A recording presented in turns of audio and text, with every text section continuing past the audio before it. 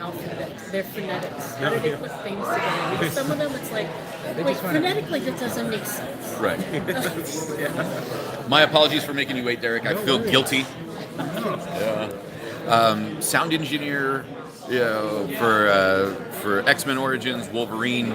You've done all sorts of other things. When creating these sounds and finding these sounds, like in the comic, we see Snick written, but to make the sound come alive, how difficult is that from just seeing a sound effect in a blurb?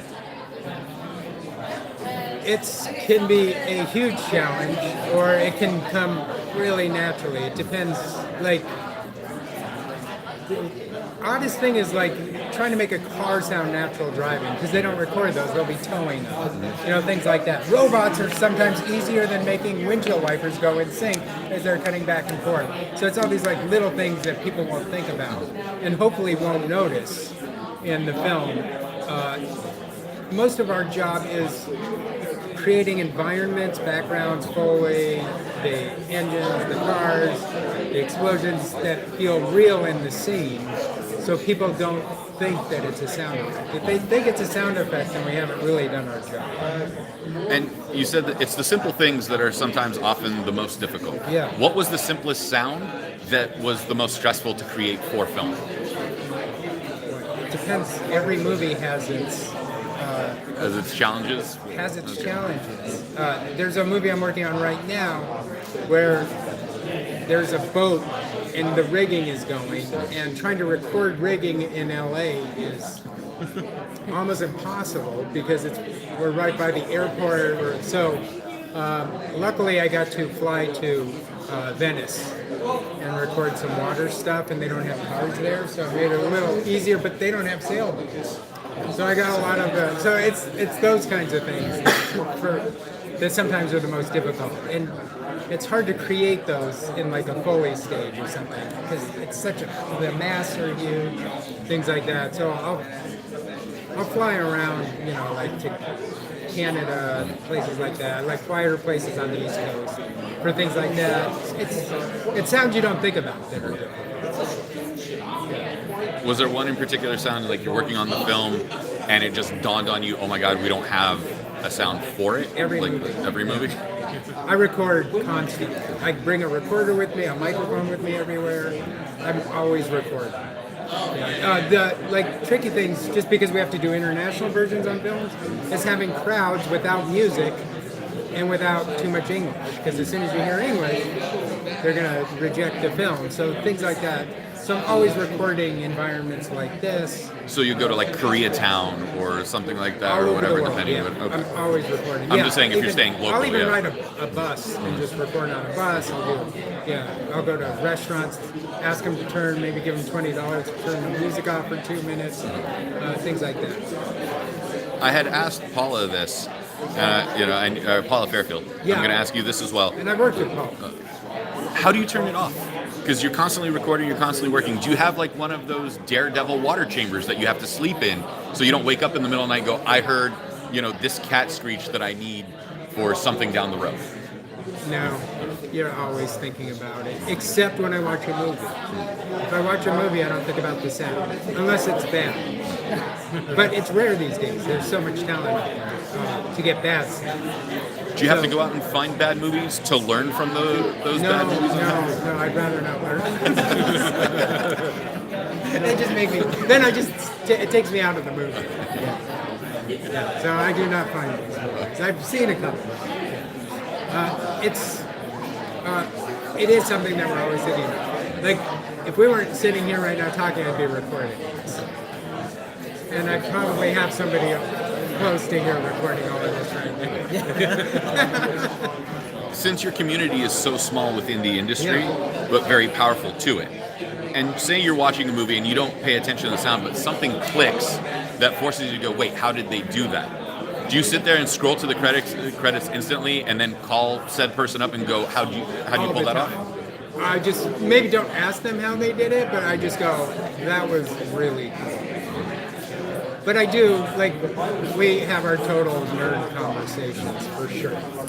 Like, I'll get together with like Skip, Leapsay, who did Gravity, and Roma, and I worked with for a long time, Craig Hennigan, any of these guys, and we like, I'll pick their brains for sure.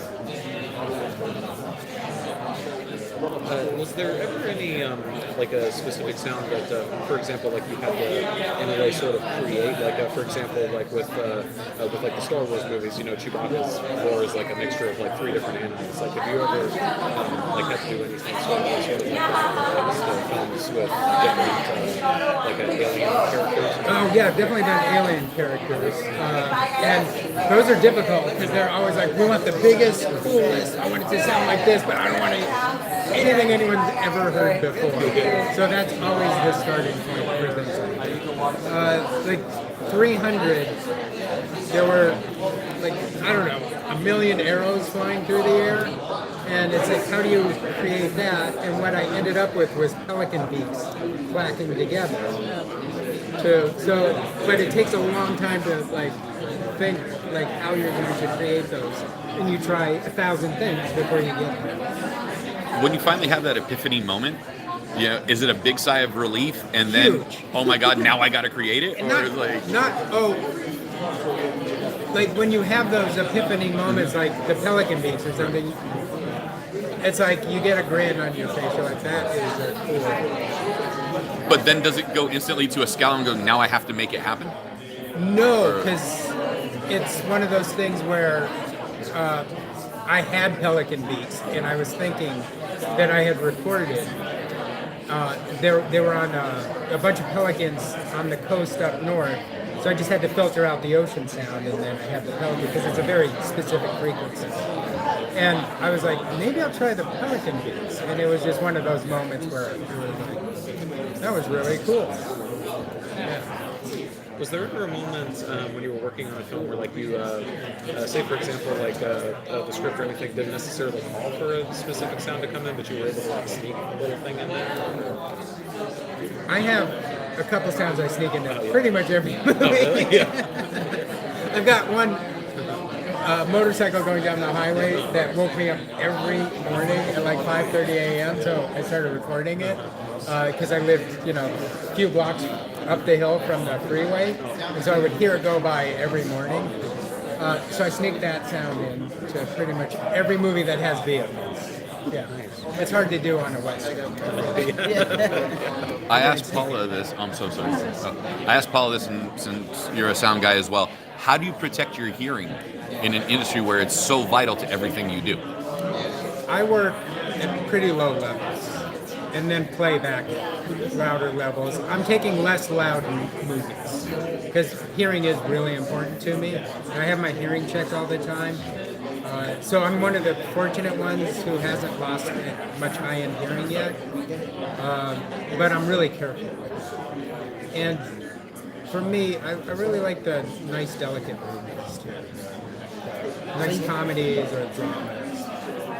So you keep the Michael Bay films to a minimum. I do these days.